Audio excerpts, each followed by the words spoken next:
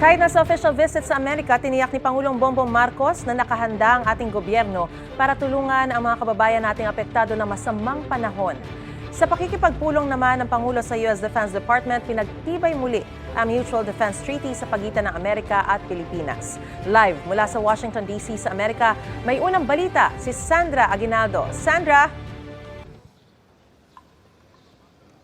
Yes, Marie, sa gitna nga ng pagbaha sa ilang mga lugar dyan, ay nagpalabas naman ng statement si Pangulong Bongbong Marcos dito sa Washington, D.C. At bukod dyan, Marie, ay nag-iabala siya sa pulong sa ilang matataas na opisyal ng Amerika.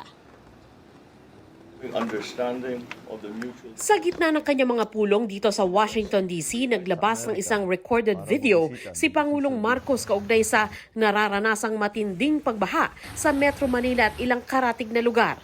Anya, parating na ang tulong para sa mga nasalanta. Ang mga relief goods ay nakahanda na, idinideliver na doon sa mga area na nangangailangan. Yung mga medical team, kasabay na rin noong ating mga relief goods. At tinitiyak natin na merong transportasyon. At siyempre, ay tinitiyak natin na may sapat na supply ng tubig, sapat na supply ng kuryente. At lahat ito ay para sa pangangailangan ng mga naging biktima nitong pagbaha at malakas na ulan. May panawagan din siya sa publiko. Pakiusap ko lang po sa inyo ay pakinggan niyo po ang mga sinasabing advisory ng inyong LGU, ng national government at pakisundan lang po para naman matiyak natin na hindi kayo malagay sa alanganin. Nandito kami lagi upang magbigay ng lahat ng serbisyo na kailangan sa harap ng hamon ng climate change. Dito sa Amerika, nagtungo si Marcos sa Pentagon, headquarters ng US Defense Department. Sinalubong siya ni Defense Secretary Pete Hegseth. Ginawaran siya ng Enhanced Honor Cordon, seremonya na ibinibigay ng Defense Department sa mga senior officials na bisita nila, tanda ng pagpapakita ng malaking respeto. Sa meeting ni Hegseth at Marcos, ilan sa nakasama ng Pangulo sina Defense Secretary Gibo Teodoro at National Security Advisor Eduardo Año. Dito muling nagpahayag ng suporta ang Amerika sa modernisasyon ng militar ng Pilipinas.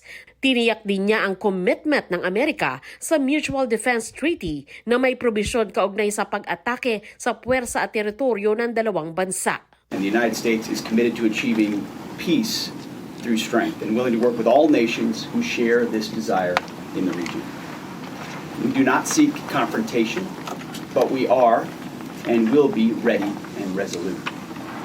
We're proud to support our mutual economic vitality, including your efforts to modernize your armed forces and collective defense. Nagpasalamat naman si Marcos sa tulong ng Amerika, pati na sa balikatan at iba pang training.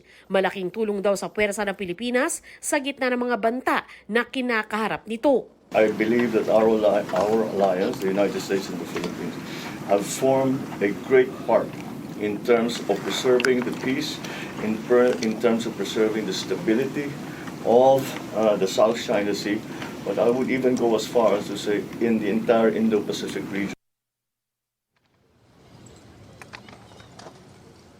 Maris, bukod dyan ay nagkaharap na rin si Pangulong Marcos at si Secretary of State Marco Rubio. At pagkatapos po dyan ay inaasahang makakaharap naman ni Pangulong Marcos itong mga business leaders dito sa Amerika. Maris? Maraming salamat. Ingat kayo dyan. Sandra Aguinaldo, live na nag-uulat mula sa Washington, D.C. sa Amerika. Gusto mo bang mauna sa mga balita? Mag-subscribe na sa GMA Integrated News sa YouTube at tumutok sa unang balita.